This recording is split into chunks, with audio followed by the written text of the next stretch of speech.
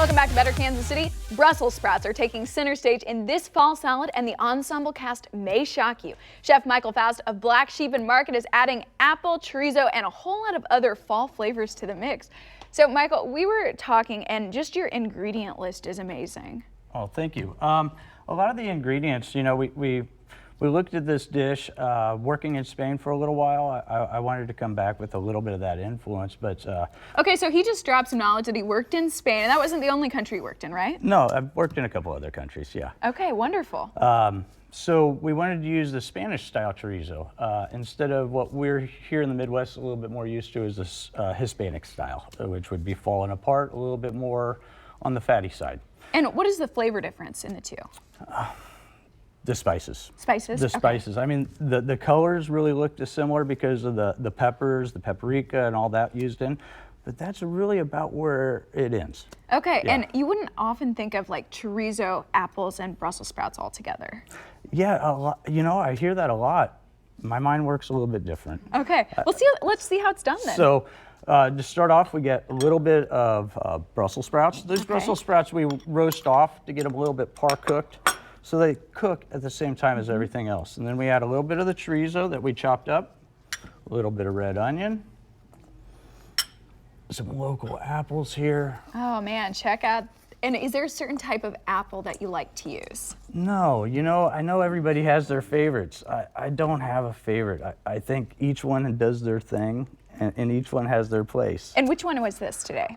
This one was Kelly's apple. Kelly's apple. That's right. Shout out to Kelly Taylor who brought in this apple today. Thank you, Kelly. Oh, what a sweetheart. Okay, and then you had me try one of these raisins, and yes. There was something totally different about the flavor. What have you done to it? So I pickle them. Okay. To get a little bit of acidity and to draw out the sugars and kind of do a little bit of balance on them and the earthiness, we pickle them. And then that liquid, the pickling liquid gets real sweet, and we can use that along with a little bit of dressing. And this dressing is a mustard dressing. And again, raisins, sweet, mustard, kind of all goes together if you start thinking fall and fall flavors. That does. It sounds so good. So we just toss this a little bit of salt and pepper in this. Okay. And we throw it into a pan.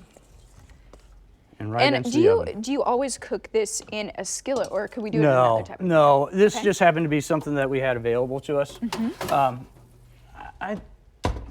Pretty open. Pretty open? Yeah. Okay. How long would you cook it for? That is up to you. How tender do you want your apples?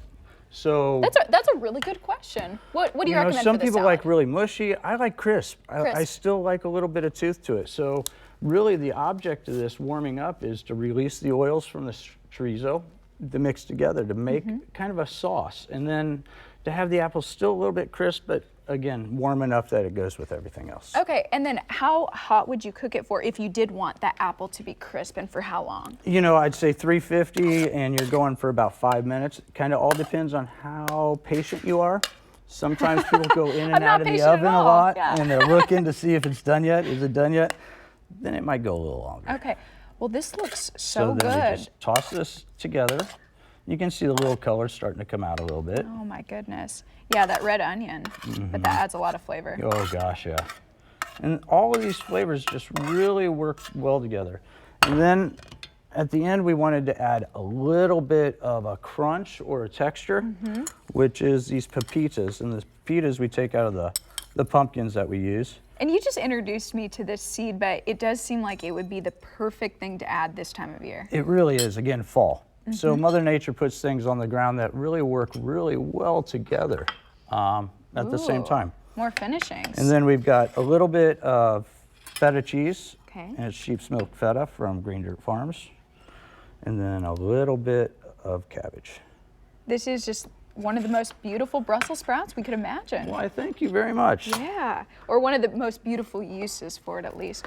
Now, I'd like to try a bit of it. Do you think I can get away with this? Please. Okay. So that's just our version of a Brussels sprout salad for the fall. Okay, You know, I'm gonna kind of try going this. into that winter, and today is one of those days that we really got a taste of winter. So a warm salad could be pretty good. Well, Michael, that was so good. Thank you so much for sharing that recipe with us. We really appreciate it. Thank you very much. Bill?